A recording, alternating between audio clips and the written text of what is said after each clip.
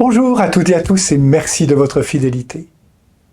Notre monde a plus besoin de témoins que de maîtres, ou s'ils sont maîtres, dans la mesure où ils sont témoins, disait saint Paul VI. La critique sévère de Jésus porte sur ceux qui se prennent pour les propriétaires et les spécialistes de la religion et de son message. Comme l'écrivait le père Nicolas de Bocard, il est si facile de parler à la place de Dieu, de l'enfermer dans des rites, et devenir obstacle pour les autres au travail de la grâce. Les hypocrites dénoncés par Jésus sont ceux qui s'intéressaient davantage à l'aspect extérieur qu'à la valeur intérieure.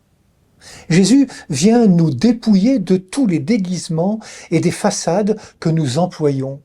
Il vient nous apprendre le chemin de la pauvreté et de l'humilité.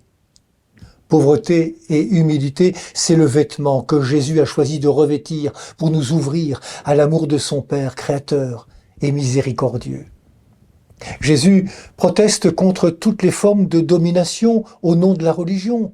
Tu dois faire ceci, tu dois faire cela.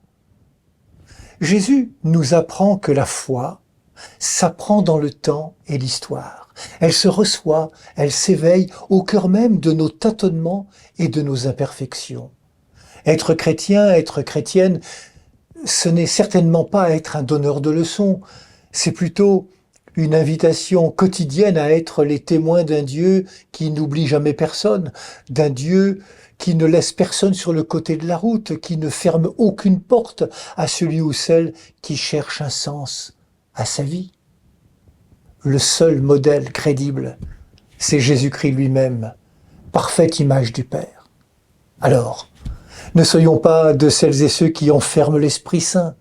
Comme le dit l'Écriture, le vent souffle où il veut, tu entends sa voix, mais tu ne sais ni d'où il vient, ni où il va. Il en est ainsi pour qui est né du souffle de l'Esprit.